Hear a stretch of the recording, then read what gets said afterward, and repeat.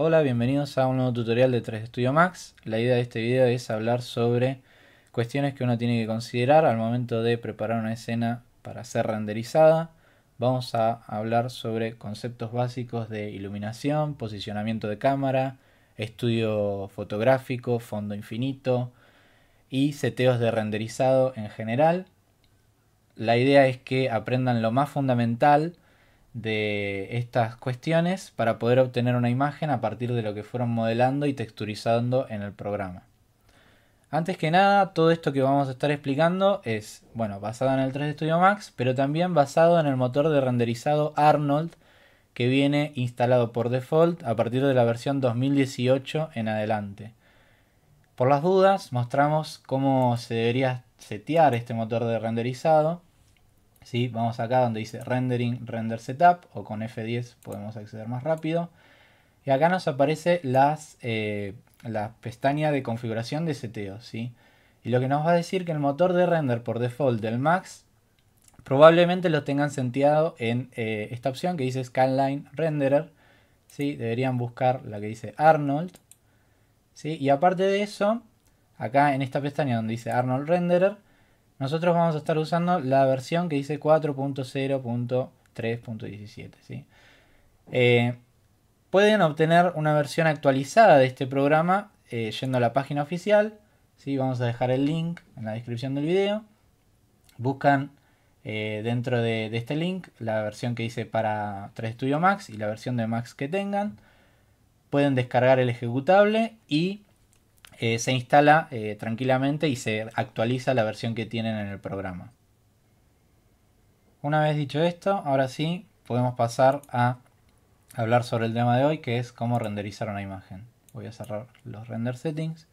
Pero antes de arrancar con el programa, quisiera mostrar un poco una presentación que tenemos preparada para la materia, para así se dan una idea de qué es lo que vamos a estar haciendo.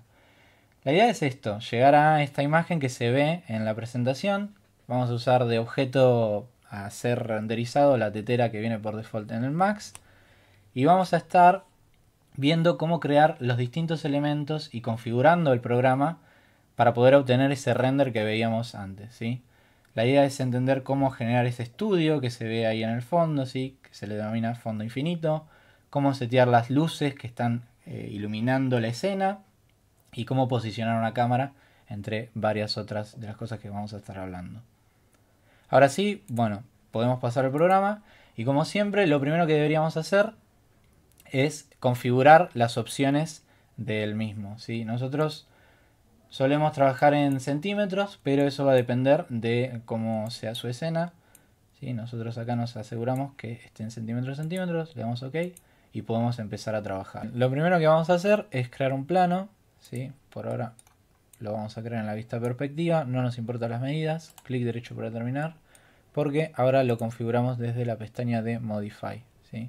Vamos a ponerle 600 por 600 en este caso, en este ejemplo, y vamos a sacarle la cantidad de segmentos a lo largo y a lo ancho que tiene. Lo voy a centrar poniendo mover y lo centro haciendo clic derecho en los ejes cartesianos. Voy a agregarle un edit poly, ¿sí?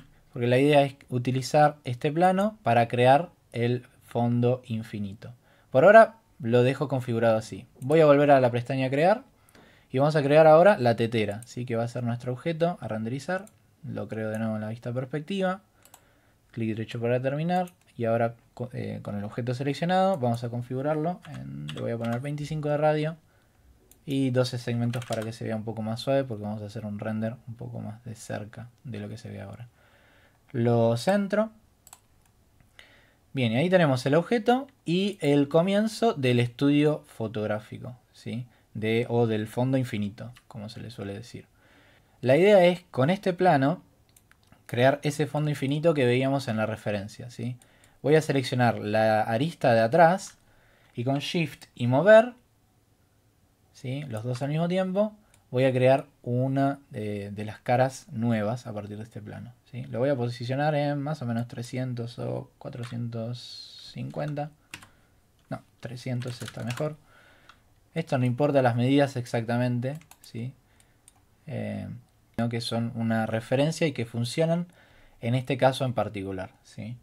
Entonces le voy a dar Shift y muevo para crear un techito, ¿sí? Donde la luz va a rebotar y va a ser reflejada por el objeto. Y empezamos a tener el comienzo de lo que es el fondo infinito. Voy a deseleccionar esto y voy a aplicarle un Turbo Smooth a esta pieza para ver cómo se suaviza, ¿sí? Porque quisiéramos que esto no quede con aristas marcadas, ¿sí? Sino que sea una superficie suave donde la iluminación se distribuye de forma pareja. Y lo primero que notamos es que este fondo, si bien empieza a suavizarse a medida que subimos el Turbo Smooth, lo voy a poner en 4, porque así estaría mejor.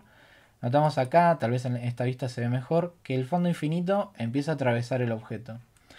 Entonces, lo que deberíamos hacer es ir al Edit Poly de este plano y agregarle una segmentación para que esa curva que se genera no sea tan suave, ¿sí? Entonces seleccioné estas dos aristas que están en paralelo con un recuadro, le doy Connect y muevo el Connect un poco para atrás, ¿sí? De la tetera. Deselecciono, pongo Turbo Smooth y acá podemos ver en la vista lateral que está bien apoyado. Bien, con esto tenemos creado el setup más básico de nuestra escena, que sería el objeto que queremos renderizar en el medio de la escena y un estudio, ¿sí? Un fondo sin fin, donde la luz, como decía antes, va a ser distribuida de forma pareja y nos va a permitir que cuando estemos renderizando y pongamos la cámara apuntando hacia el objeto, el fondo del espacio del 3D Studio Max no salga en el render, ¿sí? Sino que sea toda una superficie donde está distribuida la luz de forma pareja.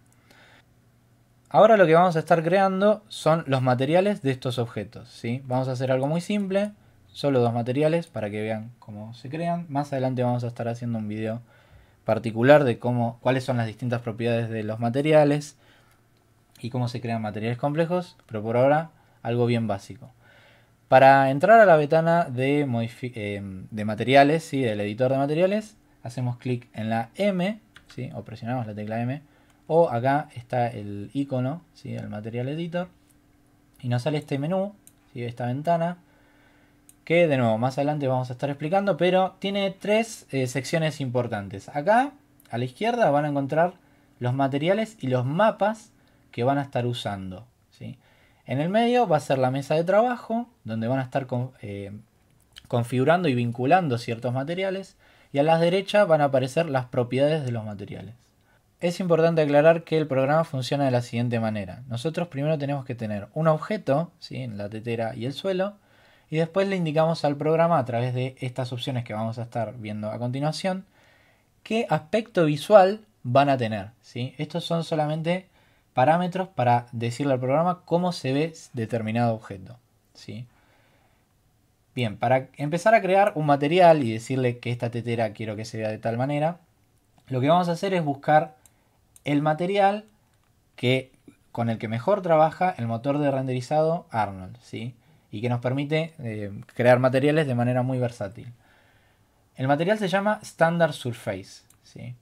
Lo agarramos, hacemos clic y soltamos sobre la mesa de trabajo y así podemos empezar a trabajar sobre este material. Es importante que entiendan que va a haber muchísimas opciones, ¿sí? No vamos a ir una por una porque no tiene sentido explicarlo ahora, sino que quédense con el concepto de que hay ciertos materiales que funcionan muy bien con este motor de render, ¿sí? Por eso están dentro de esta pestaña que dice Arnold, ¿sí? Y el más versátil de ese motor de render es este, el Standard Surface. Bien, vamos a crear uno más, ¿sí? Voy a arrastrarlo y soltarlo, ¿sí? Y vamos a tener los dos materiales con los que vamos a trabajar. Vamos a hacer primero el suelo. Voy a seleccionar este y para seleccionarlo bien lo que tengo que hacer es darle doble clic a esta ventana, ¿sí? Cuando aparece este recuadro punteado me está indicando que está seleccionado este material y a la derecha nos aparece lo que les mencionaba antes, las propiedades del mismo, ¿sí? Podemos darle doble clic en la bolita para ver la previsualización del material un poco más grande y también podemos darle a esta opción que dice Show Background in Preview, ¿sí? Que nos va a poner un background, ¿sí? Un fondo genérico, ¿sí? Con cuadrados de colores, para ver cómo está reflejando o refractando y demás este material en particular. Ahora que podemos ver un poco mejor cómo se ve este material que vamos a crear, lo que vamos a hacer es configurar algunas de las opciones, ¿sí? Y propiedades del mismo. Hay muchas, ¿sí? Como pueden ver, yo hago clic, voy para abajo, hay muchas propiedades, ¿sí? Que nos van a permitir crear distintos tipos de materiales: metales, vidrios, plásticos, maderas, cerámicas, las que se les ocurra, ¿sí? Materiales reales o ficticios, ¿sí? Pero ahora en particular nos vamos a concentrar en hacer algo muy simple, ¿sí? Que es configurarlo para esta escena. Y como decíamos antes, más adelante vamos a hacer un video un poco más extenso sobre cómo configurarlos para generar distintos materiales más complejos. De nuevo, en este en particular lo que vamos a hacer es ver que hay una propiedad de base, una propiedad especular, que esta es la que hace referencia a el reflejo, cómo está reflejando ese objeto, una propiedad de transparencia, y después hay más propiedades más avanzadas, ¿sí? Pero nos vamos a concentrar ahora en la base y en la especular, ¿sí? Lo que vamos a hacer para el suelo es sacarle el reflejo, ¿sí? Porque queremos un suelo blanco y sin reflejo. Entonces vemos acá en la propiedad donde dice general, dice 1, esto es cuánto está reflejando ese suelo, y lo vamos a bajar a 0. Y eso sería todo para configurar este material. Nos queda una cosa más que es importante, que es ponerle un nombre al material para que después más adelante, cuando estemos creando más, no se confundan en la escena. Yo le voy a poner fondo infinito, ¿sí? Ahora lo que podemos hacer es pasar al otro material, ¿sí? Doble clic para empezar a entrar en las configuraciones del mismo. Doble clic en la bolita para verlo más grande. Show Background in Preview para ver cómo está funcionando este material. Y lo que vamos a hacer en este caso es cambiarle solamente el color, ¿sí? Y eso lo hacemos desde donde dice base, ¿sí? O base. Vamos a ponerle acá, hacemos clic en este recuadro de color y le elegimos un color. Vamos a ponerle color naranja. Algo así. Un poco más saturado y le damos OK. Y así, por default, este material, como viene tal cual en Arnold, nos da la sensación de que es una especie de plástico, ¿sí? Si quieren lograr un plástico brillante, con cambiarle el color sería suficiente. Una vez que terminamos los materiales, lo que tenemos que hacer es asignarlos a los objetos que tenemos creados. Acá me quedo por hacer, asignarle un nombre adecuado, tetera, lo voy a poner. Le podría poner el nombre del objeto o tal vez es más conveniente ponerle el nombre del tipo de material que estuvimos representando, ¿sí? Que en este caso sería plástico naranja brillante, ¿sí? Bien, hay dos formas de asignar los materiales que estuvimos creando a los objetos. Una es acá donde está la ventana del material van a encontrar un puntito, ¿sí? Hay varios puntitos, pero vamos a ver el de la derecha del material. Lo seleccionamos haciendo clic, mantenemos el clic, arrastramos el mouse y soltamos el cursor en el objeto que queremos aplicarle ese material, ¿sí? Fíjense que va cambiando de nombre. Y para que esto funcione bien es necesario que la vista esté sombreada, ¿sí? Entonces lo voy a hacer sobre el plano. Y después tenemos otra manera de asignarlo, que esta es la que mejor me parece porque es más específica. Y para hacerlo es, selecciono la tetera, selecciono el material que le quiero aplicar a esa tetera y buscamos acá la opción que dice Assign Material to Selection, ¿sí? Le damos clic acá y ahí el material queda vinculado al objeto. Fíjense que esto es importante recalcarlo. Una vez que queda vinculado, si yo cambio una de las propiedades del material, por ejemplo el color, lo voy a poner verde, rojo, rosa o lo que sea, se va a actualizar. Y eso va a ser así con todos los objetos al que fue aplicado ese material. Algo también importante de recalcar con los materiales es que, como pueden ver, hay ahora unas esquinitas, unos triangulitos, ¿sí? Que cuando tengo seleccionado el objeto, me va a indicar, cuando están en blanco, que este es el material que fue asignado a este objeto, ¿sí? También nos va, si lo notan, van a aparecer estos triangulitos, pero en gris. Y eso va a ser cuando no tenga ningún objeto seleccionado, ¿sí? Y me va a indicar el programa que este material está asignado a alguno de los objetos de la escena, ¿sí? Pero en este momento no está seleccionado. Cuando yo selecciono el fondo, ahí pasan a estar en blanco. Bien, ya tenemos creados los materiales y asignados a los objetos. Lo que podemos hacer ahora es cerrar esta ventana, ¿sí? Y concentrarnos ahora en uno de los aspectos que le sigue, que es la iluminación de esta escena. Para empezar a iluminar la escena, lo que tenemos que hacer es crear luces, ¿sí? Y para hacerlo, vamos a ir a la pestaña de crear. Vemos acá el icono donde dice Lights. Y vamos a desplegar acá donde dice Arnold. Vamos a crear, Arnold tiene un solo tipo de luz, aunque con muchas configuraciones. Y vamos a crear esta luz, ¿sí? Haciéndole un clic acá. Y para poder crearla, vamos a ir a la vista top. Así que esta me parece la forma más fácil. Vamos a hacer un clic y arrastramos y soltamos apuntando hacia la tetera, ¿sí? Al objeto al que queremos iluminar.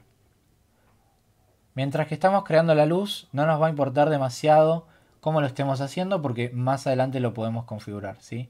Por ahora nos concentramos en que esté un poco lejos del objeto, ¿sí? A un lateral y apuntando hacia el mismo. Y soltamos cuando creemos que está bien, ¿sí? Una vez que lo tenemos creado, hacemos clic derecho para terminar. Y vamos a empezar a posicionarla un poco, ¿sí? Venimos acá a la perspectiva. Y podemos levantarlo, ¿sí? Una medida en particular. Yo le voy a poner 150. ¿Sí? Fíjense, si lo notaron, que la luz lo que hizo al haberla creado desde top, estaba aplastada, ¿sí? O estaba apoyada, mejor dicho, sobre el suelo. ¿Sí? Y ahora lo podemos empezar a elevar y acercar al objeto. Voy a dejarlo algo así. ¿Sí? Voy a volverle a poner acá 150. Y voy a ponerla acá en I, quiero que esté en 0. ¿Sí? Y demás. Bien, una vez cuando creo que la luz está bien posicionada, vamos a configurarla un poco. Seleccionamos la luz. Venimos acá a la pestaña donde dice Modify. Y vamos a encontrar también muchas opciones, ¿sí? Aunque hay dos que nos importan, mejor dicho, tres opciones que son las más importantes. La primera es el tipo de luz que se está creando, ¿sí? Si volvemos acá a las referencias que teníamos, ¿sí? Voy a mostrar acá otra imagen. Generalmente en los estudios de fotografía lo que se usan son planos de luz. ¿Esto por qué es? Porque los planos de luz lo que nos permiten es generar sombras suaves sobre el objeto. Y generalmente se prefieren sombras suaves para evitar distracciones, ¿sí? Si acá viésemos la sombra muy marcada de este objeto, empieza a aparecer una forma que el ojo le llama la atención y se desvía del objeto de real atención, que es en este caso la tetera, ¿sí? Entonces, por una cuestión de cómo queremos generar esas luces, esas sombras, mejor dicho, es conveniente usar lo que se llaman quads, ¿sí? En el tipo de luz. Acá dice quad. Si usáramos un point, generaría una sombra marcada, ¿sí? Pero en este caso vamos a dejarlo configurado en quad, que es la opción por default. Y después están estas opciones, ¿sí? Que dice quad X y quad Y, que son el tamaño de ese plano, ¿sí? Cuanto más grande sea ese plano, más suave va a ser la sombra generada, ¿sí? Esto también es importante remarcarlo porque si bien pueden tener un quad, si el tamaño de ese plano es demasiado chico, va a parecer que la luz se está emitiendo desde un punto, ¿sí? Como si fuese el sol.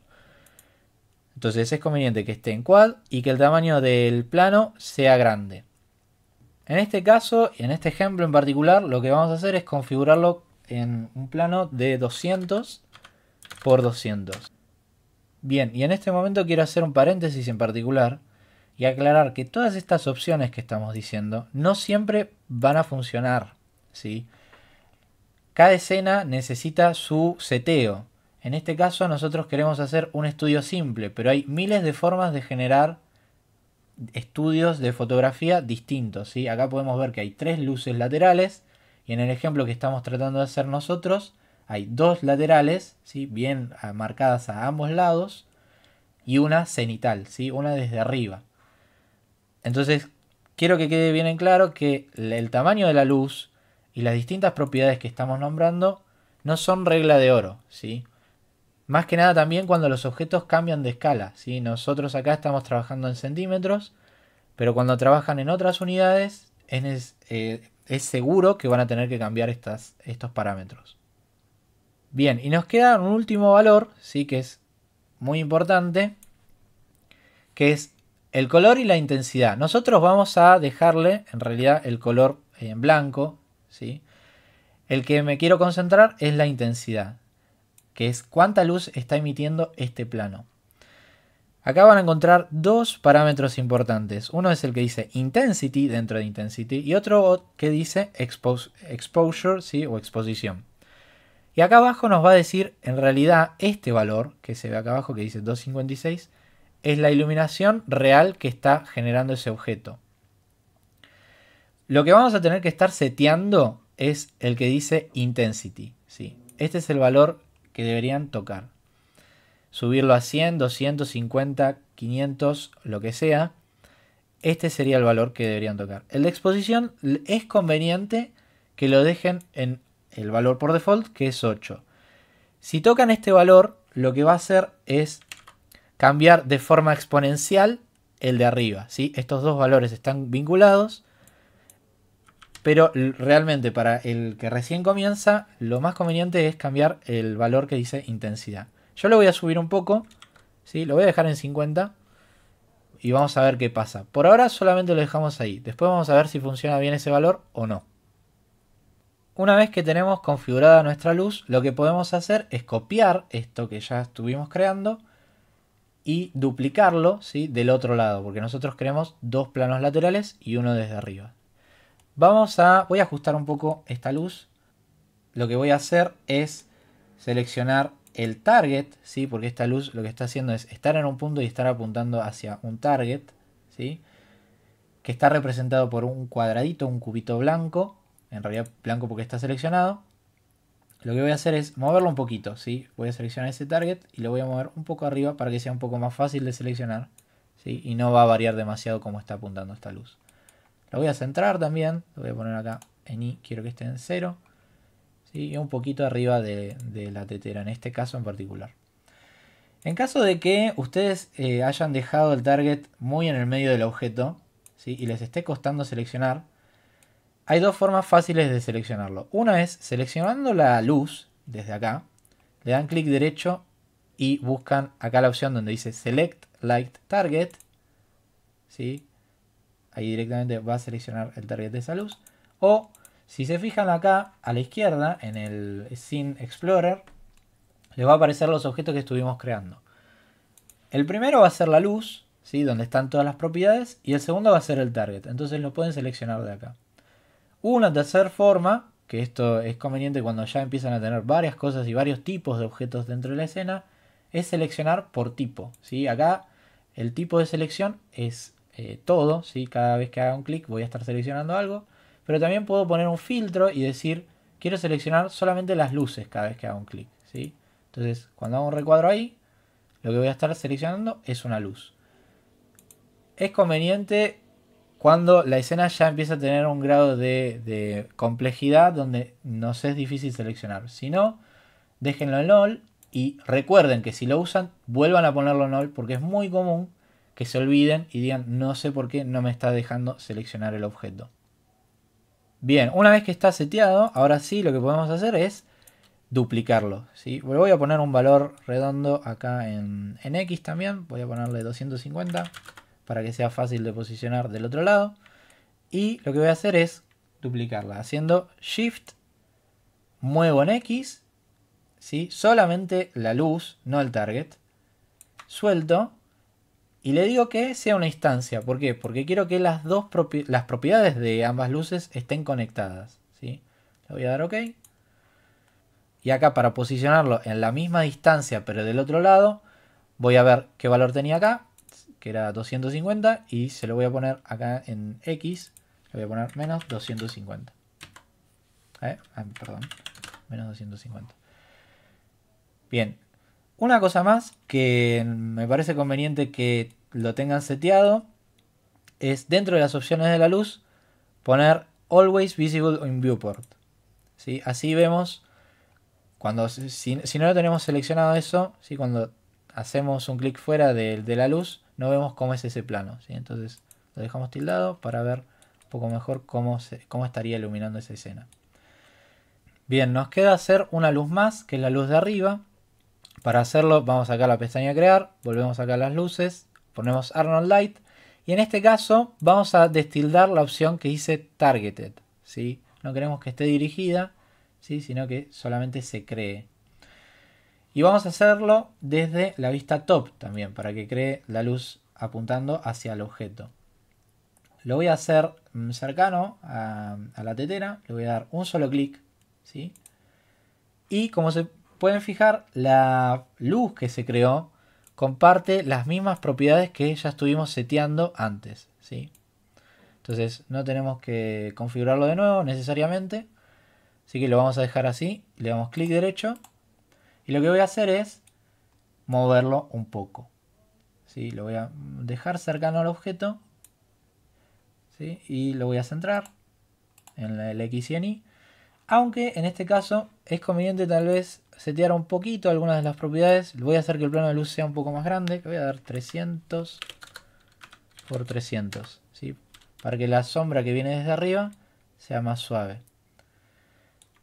Bien, hasta acá lo que hicimos es crear los objetos, ¿sí? El fondo infinito, la tetera a la que le queremos hacer el render, la iluminación, y nos queda setear la cámara y los seteos de renderizado para poder generar la imagen. Vamos a crear la cámara. Para crearla, lo que tenemos que hacer es, en la pestaña de crear, ¿sí? Vamos acá a esta opción que dice cámaras. Vamos a dejar en este menú la que dice estándar y vamos a buscar la opción que dice physical. Antes de crearla voy a alejar un poquito la vista top, ¿sí? Voy a darle a esta opción porque quiero este tipo de cámara. Y la cámara se crea de una manera muy parecida a la iluminación. Primero le decimos desde dónde queremos ver y hacia dónde, ¿sí? En este caso lo voy a hacer desde acá, más o menos, ¿sí? Y voy a estar apuntando hacia el objeto. Soltamos cuando creemos que está bien y le damos clic derecho para terminar. ¿Por qué creamos una cámara? Si bien nosotros podemos manejarnos desde la perspectiva y hacer renders desde acá, es conveniente dejar una cámara porque siempre va a ser un punto de vista fijo, ¿sí? Voy a posicionarla un poco mejor, la voy a seleccionar, la voy a mover, ¿sí? Y para ver lo que está viendo esta cámara justamente, le voy a dar, por ejemplo, acá en la vista left, voy a apretar la C, ¿sí? O puedo hacer clic acá en el nombre de la vista y nos va a aparecer esto, ¿sí? Que dice cámaras, physical camera, es la cámara que acabamos de crear. Y si le doy F3, puedo ver qué es lo que está viendo este objeto nuevo que creamos, ¿sí? Entonces, lo que nos permite este objeto es dejar, como decía, un punto de vista fijo. En este caso lo quiero dejar algo así, aunque si bien está apuntando bien hacia el objeto, está demasiado bajo el punto, voy a hacer seleccionar el target y lo voy a subir un poco. Entonces esta posición, ¿sí? Este punto de vista va a ser siempre constante en todos los renders que hagamos, ¿sí? No vamos a estar preocupándonos de cómo se ve la luz desde los distintos ángulos que podemos verlo, ¿sí? Entonces nos permite concentrarnos y decir qué tal qué bien se ve o qué mal se ve, ¿no? Desde este punto y ajustar las demás variables, ¿sí? La posición del fondo infinito, la iluminación y los seteos de renderizado en base a este punto de vista. Algo importante a aclarar sobre la cámara es que yo lo dije naturalmente, como apunto desde acá y hacia el objeto, nunca es conveniente que esté apuntando hacia los costados del fondo infinito porque si no, básicamente nuestro fondo no estaría teniendo ninguna función, ¿sí? Fíjese qué es lo que pasa cuando empiezo a rotar el punto. Empiezo a ver dónde termina este fondo, ¿sí? Y esta sección no va a tener el mismo resultado que esta superficie con las sombras suaves, ¿sí? Entonces nos es conveniente dejar la cámara fija, que el fondo infinito ocupe todo el fondo y que en todo caso lo que podemos hacer, si nosotros queremos verlo desde otro ángulo, es que rotemos el objeto, ¿sí? Entonces voy a hacerlo en este caso, voy a seleccionar la tetera, y voy a rotarla. ¿Sí? Lo puedo rotar ahí con un ángulo un poco más medido. Algo así estaría bien. Otra forma de resolver esta cuestión es, en vez de rotar el objeto, ¿sí? Si nosotros estamos decididos que queremos dejar el objeto en su posición como está, es movemos la cámara, ¿sí? Pero también tenemos que rotar el fondo infinito. Entonces lo voy a rotar para que ocupe el fondo completamente, ¿sí? Y también voy a tener que rotar las luces y demás. De nuevo, en este caso lo más conveniente es que seleccione este objeto y lo rote, ¿sí? Un poco y ya. Nos queda ver un par de propiedades más de la cámara, ¿sí? que son importantes. Y las podemos ver desde la pestaña Modify. Y lo que vamos a notar es que hay dos valores importantes en este objeto. El primero es el que se llama Focal Length, ¿sí? Bueno, esta cámara lo que está haciendo es simular una cámara real, ¿sí? Va a tener apertura, va a tener un zoom, va a tener una distancia focal, velocidad de obturación y demás. Los que están familiarizados con la fotografía real, ¿sí? En la vida real, estos valores les van a sonar y los van a entender un poco mejor. Para los que no, ¿sí? Este valor nosotros lo destacamos como importante porque cambia mucho la forma en que se percibe el objeto a renderizar, ¿sí? Entonces el focal length, básicamente, para traducirlo a algo muy sencillo, es el zoom de la cámara, ¿sí? Cuanto más bajo sea este valor, más vamos a ver, ¿sí? De la escena. Que esto sería un gran angular. Si yo voy subiendo este valor, lo que voy a hacer es que,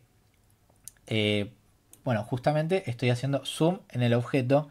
Y no solo eso, sino que si lo notaron, cuando yo esto fui para el otro lado, la perspectiva, ¿sí? La forma en que fuga la visión es mucho más pronunciada con los valores bajos, mientras que en los valores altos es mucho menor ese efecto, ¿sí?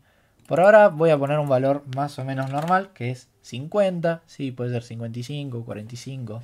Esos son los valores más comunes con los que se suelen hacer renders.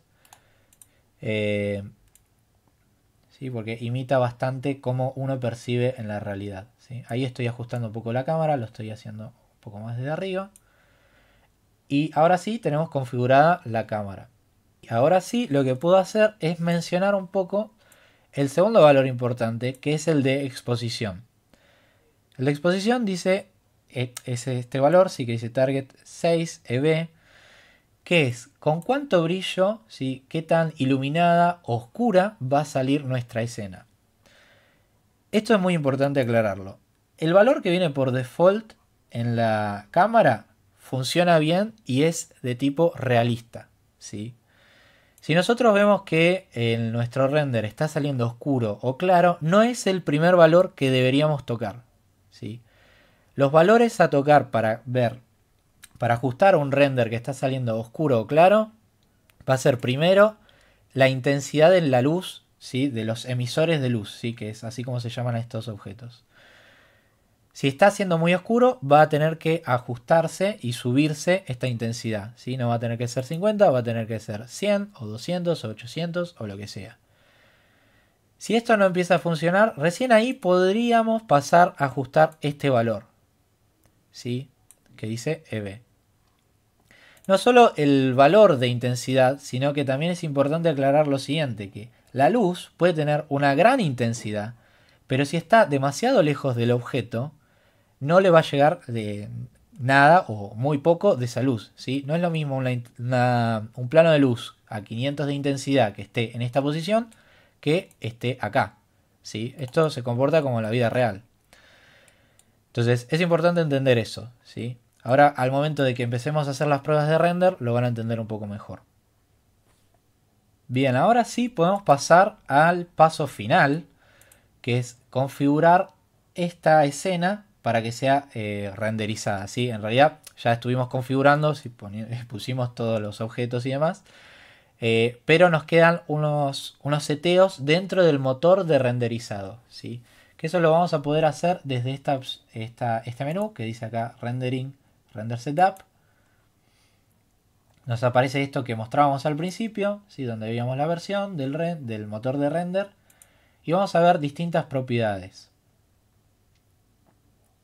Lo primero que quiero aclarar es que el motor de render es una porción del programa que lo que va a hacer es interpretar, ¿sí? Porque la traducción de render es interpretar toda la información que pusimos en la escena, ¿sí? Nosotros le dijimos, tenemos este objeto con este fondo, con estas luces, en esta posición, con esta intensidad, de esta cámara, y toda esa información la va a cruzar, ¿sí? Y eso es lo que va a hacer el proceso de renderizado.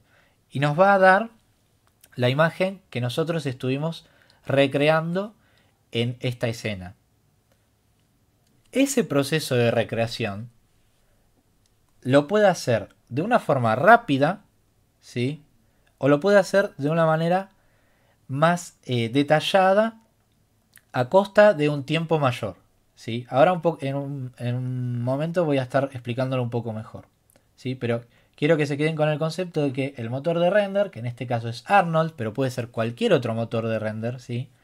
Puede ser V-Ray, puede ser Cycles, puede ser Corona Render, pueden ser un montón, los que se les ocurra, ¿sí?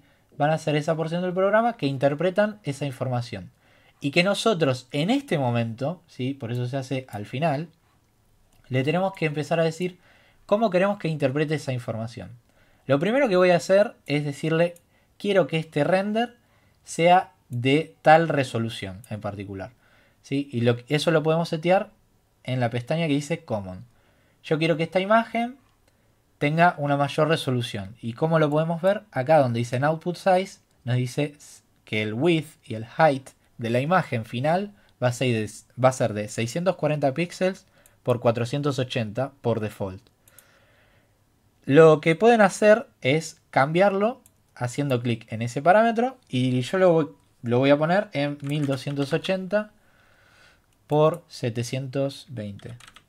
¿Sí? Abajo, como veían, el número es la proporción, la relación de aspecto que tiene la imagen, ¿sí? Por las dudas, a veces suele suceder que este valor lo tocan y el render queda de una proporción rara, ¿sí? Asegúrense que el pixel aspect esté en 1 siempre, ¿sí? Bien, entonces nosotros ya configuramos, lo primero que hicimos es configurar qué tamaño de render final queremos, ¿sí? Yo puse 1280 por 720 para que sea más rápido de renderizar, ¿sí? Cuanto más alto sea el valor, más va a tardar el motor en calcularlo. Entonces lo que podemos hacer es, para pruebas de render, es bajar el valor, ¿sí? de resolución, ¿sí? Y guardar el valor final para el render final. Por ejemplo, en este caso sería conveniente hacerlo en una resolución Full HD. Lo que podría hacer es bloqueo la proporción de aspecto y acá le digo que lo quiero en 1920 y solo va a calcular el valor en altura de píxeles, ¿sí? Entonces me va a poner 1920 por 1080, que es lo más común al momento de hacer un render, ¿sí? La resolución alta más común que se suele hacer. Una vez que tenemos seteada la proporción de render que queremos para nuestra imagen final, es conveniente chequear eso en el viewport del 3D Studio Max. ¿Por qué? Porque puede pasar lo siguiente. Supónganse que mueven esto, ¿sí? Acá estoy viendo que dice Physical Camera y parecería que el render que va a hacer es de esta proporción y de este tamaño. Ahora, si nosotros hacemos lo siguiente, que es utilizar el shortcut Shift F, nos aparece unas bandas negras, ¿sí? Que representan la porción de lo que se ve de la imagen, ¿sí? En este viewport, que no estarían incluidas en el render, ¿sí? Entonces, es conveniente que seteen la cámara aproximadamente, pongan la resolución final a la que quieren exportar la imagen que van a realizar, utilicen el comando Shift F, ¿sí? Que puede ser con Shift F o si hacen clic acá donde dice Physical Camera, la opción se llama Show Save Frames, ¿sí? Es más rápido con Shift F. Y de esta manera se aseguran qué es lo que está entrando en el campo de visión de la cámara, ¿sí? Y ahora fíjense que cuando yo ajusto, muevo la forma de este viewport, se va a ajustar la resolución o la proporción de la imagen final. Una vez que tenemos configurado esto, nos queda por hacer un primer render de prueba, ¿sí? Lo podemos hacer seleccionando el viewport. Para asegurarnos de que siempre haga el render desde ahí, podemos tildarlo el candadito, ¿sí? Desde esta ventana, y podemos darle render. Una vez que le damos render, lo que pasa en el programa es lo siguiente. Sale esta ventana que nos empieza a mostrar cómo está siendo calculada la imagen, ¿sí? Ahí la computadora se va a estar utilizando un gran porcentaje de los recursos, ¿sí? El 100% de los recursos. Y nos va a estar mostrando en esta otra cómo está avanzando ese proceso de renderizado, ¿sí? Esto termina cuando la barrita verde llega al final. Y como ven, hay lo que se llaman buckets, que son esos cuadraditos, ¿sí? Que es por dónde está pasando el procesamiento de la computadora y calculando cómo interpretar esa información que nosotros le pusimos. Por ahora lo que voy a hacer es cancelarlo, ¿sí? Y lo que voy a hacer es forzar un error. Yo lo que hice es poner un valor en la luz que funcionó muy bien por default.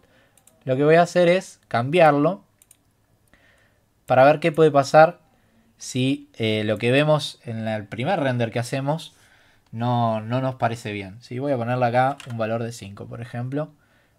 Intensidad. Y voy a seleccionar esta luz. Y voy a ponerle 5 también. A veces lo que nos suele pasar es lo siguiente. Vemos la imagen y nos aparece como oscura, ¿sí? Esto es lo que decía antes. Esto lo podemos ajustar desde el valor de intensidad de la luz, ¿sí? O también moviendo la luz más cerca o más lejos del objeto. O en último caso, lo que podemos hacer es cambiarlo desde el control de exposición que nos da la cámara que estamos utilizando en este momento, ¿sí? Pero como dije, lo más conveniente es, lo primero de todo, ajustar el valor de intensidad de las luces. Entonces, vamos a hacer lo siguiente. Seleccionamos la luz. Vamos acá donde dice intensidad.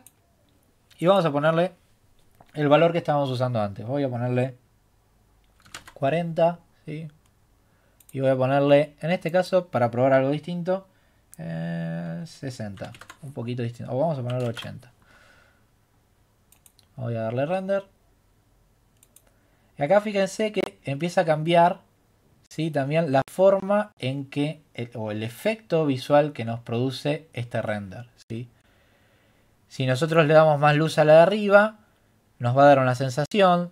Fíjense que si yo subo también la luz y le doy render, sin haber tocado la intensidad, va a cambiar la forma en que está iluminado, ¿sí? Entonces, es necesario aclarar esto porque la posición de la luz y cómo están recreando ustedes esta escena en cada uno de sus proyectos va a tener resultados distintos. No hay una regla de oro, ¿sí? Acá el ojo entra en juego. Van a tener que usar, van a tener que entender qué es lo que está pasando y decir, bueno, está faltando luz o está teniendo demasiada luz. Voy a tener que subirlo, bajarle la intensidad, moverla o demás. ¿Sí? Voy a ajustarlo un poquito de nuevo. Voy a ponerle 60, que era un valor que estaba funcionando bien. O 50 y le doy 50 acá también. Y le doy render de nuevo. Ahora sí que tenemos renderizada la imagen y guardada la escena, podemos hablar un poquito más en detalle sobre los distintos parámetros que se consideran en este tramo final, ¿sí? Que es durante el proceso del seteo del motor de render, ¿sí? Lo único que hicimos hasta ahora del seteo es decirle qué resolución queremos extraer la imagen. Y en muchos casos funciona muy bien, ¿sí? Con solamente hacer esto, poner una buena iluminación, asegurarnos un buen punto de vista y demás, la primera imagen que nos da el programa funciona bien. Ahora, hay veces que no funciona bien, ¿sí? Y que lo podemos notar, tal vez en este caso es muy sutil, ¿sí? Pero a lo que nos referimos cuando funciona mal es cuando la imagen sale con ruido, ¿sí? O no sale de buena calidad, se lo podría llegar a decir. Si nos acercamos acá en la sombra, este objeto que para hacer zoom es muy fácil con la ruedita y para panear sobre esta imagen con clic de la ruedita, notamos que la sombra tiene como este ruido que nosotros estamos mencionando. En este caso no es tan notorio, ¿sí? Así que un render así estaría bien. Pero en caso de que lo quisiéramos mejorar, estaría bien que sepamos cómo. Y acá es donde tenemos que entender qué es lo que hace la computadora mientras que está renderizando, ¿sí? Como decía antes, lo que trata de hacer es interpretar toda la información que le estuvimos diciendo. Dónde está el objeto, qué posición, el estudio, las luces, intensidad y demás. Y nos da este resultado. Entonces, lo que podemos hacer es decirle al programa que lo interprete de una forma rápida, ¿sí? A costa de generar más ruido y menos calidad de la imagen, o que lo interprete mejor, ¿sí? Que se tome más tiempo para entender cómo están sucediendo esos eventos que nosotros le estamos diciendo, y nos dé una imagen de más calidad, pero a costa de más tiempo. Entonces, lo que tenemos que entender es cuáles son las variables principales que generan este tipo de defecto al momento de renderizar. Generalmente en todos los motores de render, y en este en particular, hay tres variables al momento de calcular qué es lo que está pasando en la escena, que son vitales y que son las que generan el ruido o no, ¿sí? Las tres variables son la luz directa, la luz indirecta y la cualidad del material. Para explicarlo un poco mejor, voy a mostrar estas imágenes, ¿sí? Estas cuatro imágenes. ¿Sí? Vamos a concentrarnos primero en esta. Voy a ampliarla. Este sería el render final que yo hice en una escena de prueba, ¿sí? Donde puse unas teteras, unos materiales, una sola luz que entra por acá, por esta ventana, y me genera esta imagen, el programa. Entonces estoy teniendo un problema porque se ve con defecto, ¿sí? No quiero que se vea así, sino que quiero que se vea bien. Cuando la termino de configurar, ¿sí? Cuando paso a esta otra imagen, lo que puedo ver es que ahora esos defectos se redujeron, ¿sí? Ya no es tan notorio como antes. Sigue habiendo, ¿sí? Ese ruido, pero menos. Entonces, para entender qué es lo que pasó acá, y para entender un poco mejor las variables que está teniendo en cuenta el programa al momento de renderizar, están estas otras tres imágenes. Yo dije que la luz directa y la luz indirecta y el tipo de material que estamos usando en el programa pueden ser los que causen el ruido o no. Estos son mapas, ¿sí? Donde podemos ver exactamente cuál es la luz directa en la escena, ¿sí? Y solamente esa luz, ¿sí? O esa información de manera aislada. No lo vamos a explicar cómo se hace, pero sí está bueno que vean la imagen para poder entender un poco mejor de qué se está tratando esto. Entonces, si vemos la escena, acá la luz directa está dándole a la tetera, ¿sí? Y podemos ver que la tetera está del lado de atrás, ¿sí? De la luz directa está recibiendo muy poco. Y la luz directa en sí ya tiene ruido, ¿sí? Entonces, lo que está causando en parte el ruido de la imagen es la luz directa, ¿sí? Si volvemos a las otras imágenes, acá podemos ver la información de la luz indirecta. Podemos ver que la luz indirecta está entrando, ¿sí? Está iluminando la escena y está generando también ruido, ¿sí? Se ve todavía ese granulado en la imagen.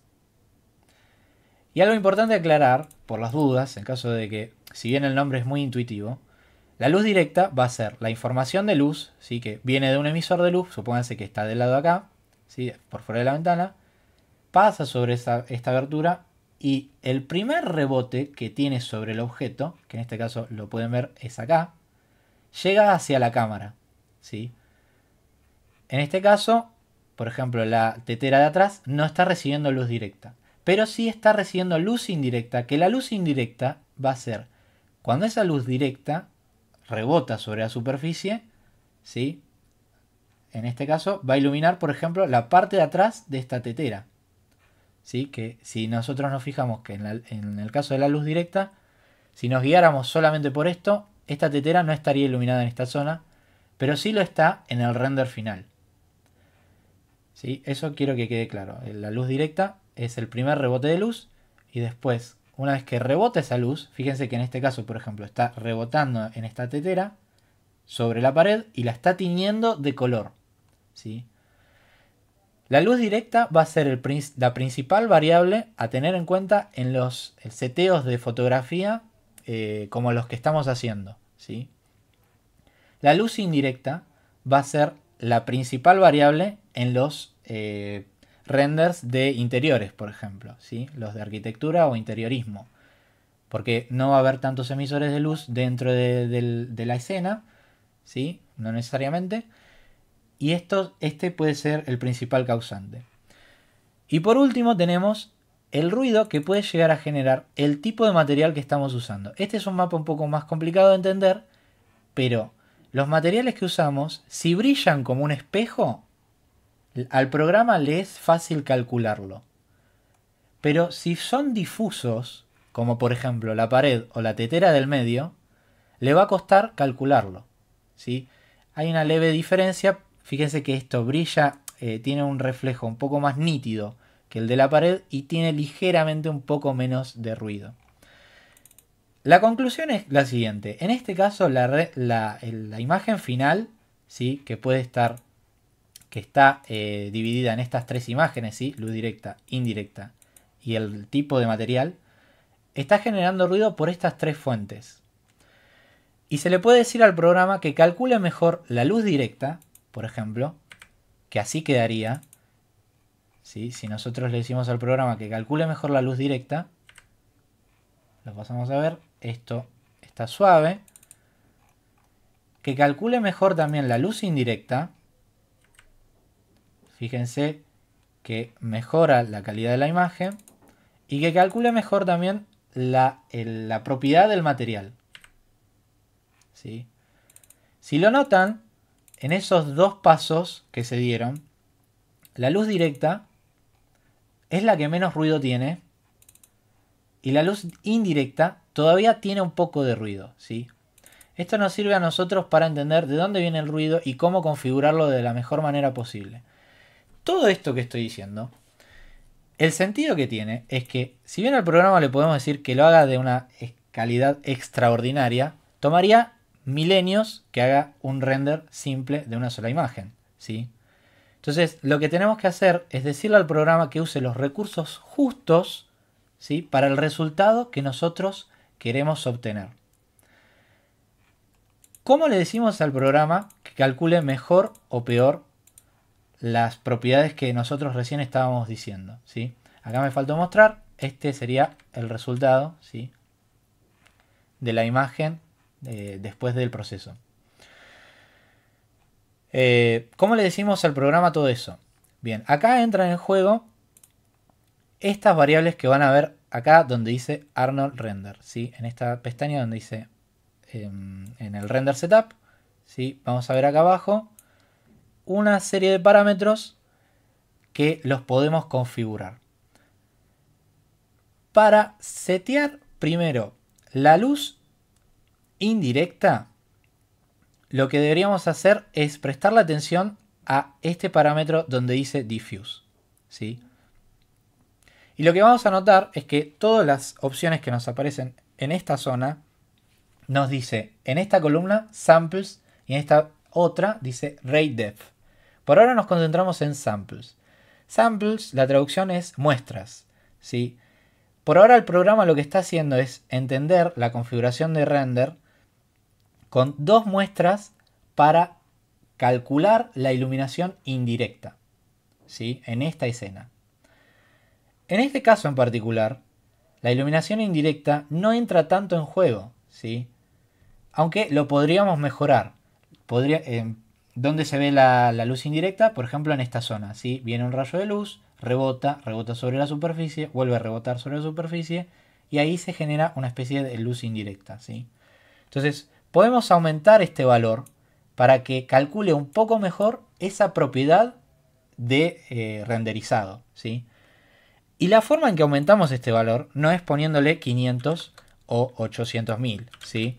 ¿Por qué? Porque aumentaría de forma excesiva, ¿sí? Primero no nos deja el programa, de forma excesiva la cantidad de cálculos que tiene que hacer para calcular, bueno, justamente eso, ¿sí? Estaban dos. Para ver si funciona un poco mejor, lo que voy a hacer es utilizar esta opción que dice Region, ¿sí? Vamos a hacer un render en una región. Vamos a hacerlo en la zona más conflictiva, que es ahí. Voy a darle ahí escape para asegurar que lo haga en esa zona. Y voy a cambiar este parámetro un poco. Se lo voy a subir de a 1, ¿sí? En este caso, o de a 2 como mucho. Y voy a hacer 1, en este caso, voy a ponerle, en vez de 2, le voy a poner 3. Y le voy a dar render. Cuando le den render y le pongan región, va a ser el render solo de esa zona. Y les va a servir para comparar el tipo de configuración que están usando. Fíjense que el ruido empieza a mejorar un poco.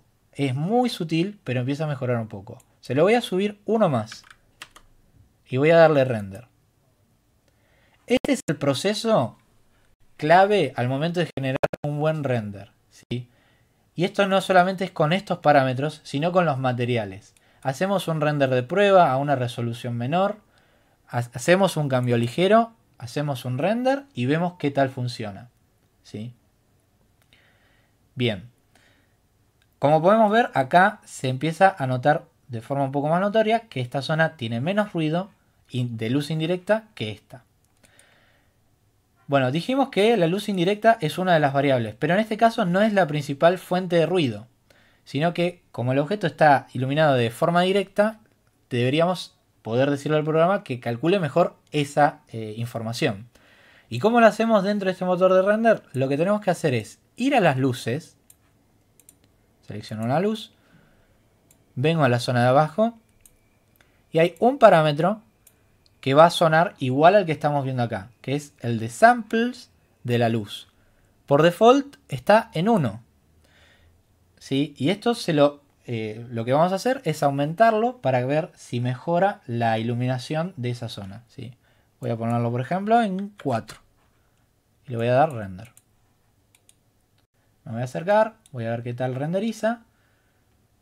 Hay que esperar a que estos brackets terminen el renderizado. Y como pueden notar, ya empieza a tardar un poco más el motor en renderizar. Esto es lo clave de todo este proceso, ¿sí? Si acá le ponemos números súper altos, el motor va a tardar un montón y el resultado va a ser prácticamente el mismo que si lo hubiésemos optimizado para esta escena, ¿sí? Entonces, bien, ahí mejoró mucho más, ¿sí?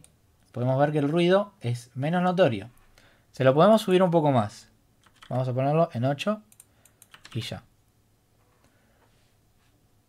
Bien, y la última propiedad que nombrábamos es la de la cualidad del material.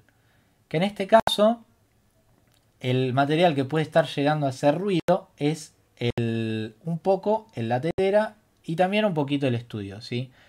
Pero si vemos que con estos dos, que son los principales, ¿sí? El de luz directa y el de luz indirecta, lo logramos solucionar, no hace falta seguir metiendo demasiada mano en estos parámetros.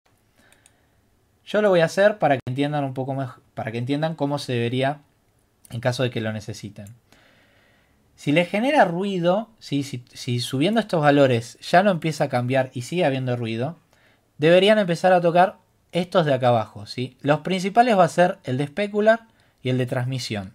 El de specular va a ser para el reflejo y el de transmisión va a ser para los vidrios, ¿sí? Para los materiales que son transparentes. El de specular lo voy a subir un poco. Lo voy a poner en 4, ¿sí? Y le voy a dar render. Y con esto podemos llegar a decir que esta escena ya quedó configurada para el render final, ¿sí? Una última clave de todo este proceso es que si bien están estos valores que son súper útiles, ¿sí? para atacar a la variable que está haciendo más ruido en la escena, también es un poco confuso, ¿sí? El diffuse, el specular, el ruido, la luz directa, la luz indirecta y demás. Para hacerlo de una manera muy simple, lo que podríamos haber hecho es subir este valor solo, que dice cámara AA, ¿sí? Lo subimos de A1 o de A2 y hacemos una prueba.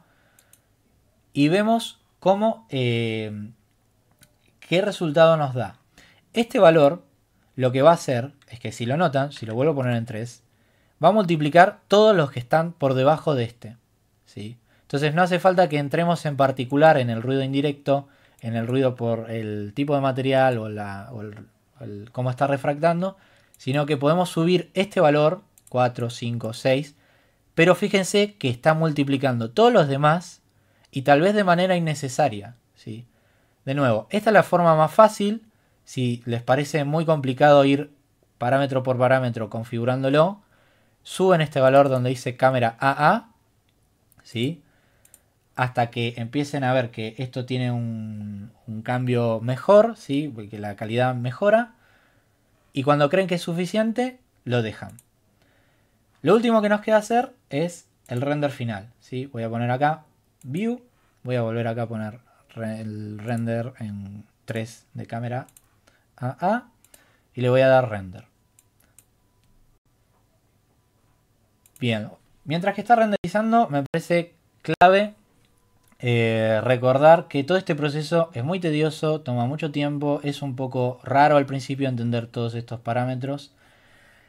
Pero este es el proceso que se hacen con todas las escenas, ¿sí? Se genera un objeto, se generan las luces, se configura al motor de renderizado para que lo interprete de alguna manera. Y el momento de renderizado es uno de los que más pesados le es al programa, ¿sí? Es vital que dejen el programa renderizando y solo el programa haciendo eso, ¿sí? Les va a consumir la mayoría de los recursos de la computadora. Apenas van a poder hacer algo más. Y es más, no es recomendable que estén haciendo otra cosa, ¿sí? Entonces, una vez que dejan renderizando el objeto, esperan, ¿sí? Fíjense que ahora está tardando mucho más en generar esta imagen porque le aumentamos la calidad. Y lo que voy a hacer es, bueno, ahora vamos a hacer un salto, ¿sí? Vamos a ver cuándo termina la imagen. Bien, ahí podemos ver que terminó el renderizado, ya no nos aparece ese menú que se veía antes. Y podemos ver que cuando nos acercamos, la cantidad de ruido que tiene esta imagen en particular se redujo un montón y la calidad en general se ve mucho mejor. Bien, ahora sí, el último paso que nos queda de todo este proceso es guardar la imagen. Para hacerlo, estamos en esta ventana, buscamos el botón donde dice Save, buscamos el directorio, luego ponemos un nombre, render tetera, y podemos guardarlo en distintos formatos. La forma en que se va a guardar es en un formato raster, ¿sí? Como si fuese una fotografía, que puede ser un JPG, un TIFF, ¿sí? O un PNG. Los más usados generalmente es o JPG o PNG, porque el PNG tiene transparencia, ¿sí? Por ahora voy a mostrarlo con solamente JPG. Vamos a mostrarlo de las dos maneras mejor. Le ponemos render tetera.jpg, le damos enter. Nos aparece este recuadro, ¿sí? Donde acá definimos la calidad de compresión del JPG. Nosotros queremos que tenga una gran calidad, ¿sí? Y estas dos barritas están entrelazadas, ¿sí? Lo que significa es que el tamaño del archivo va a aumentar a medida que nosotros aumentamos la calidad. Y por las dudas, esta barrita de abajo tiene que estar en 0, ¿sí? Acá dice smoothing, que es suavizado. Nosotros no queremos que nos suavice la imagen, sino que la queremos con nitidez. Entonces lo dejamos en 0 y le damos OK. Muy rápido muestro cómo se guarda en otro formato. Ponemos acá guardar y en vez de ponerle JPG le ponemos PNG. Acá le debería poner all formats. .png. Sí, nos van a aparecer las opciones de cómo se guarda por PNG. Lo normal es que esta opción esté activada, que es la de transparencia, ¿sí? Y lo demás por default. Le damos OK y vamos a tener guardada la imagen en JPG y en PNG. Bien, este es todo el proceso de renderizado. Recuerden que esto toma un tiempo. Una vez que está hecho es después ir ajustando ciertos parámetros. Es un poco complicado de entender al principio, pero con estos pasos fundamentales van a poder hacer renders o de esta tetera, como podemos ver en este ejemplo que vimos hoy, o de cualquier proyecto, ¿sí? Que se les ocurra. Espero que les sirva el video y nos vemos en el próximo.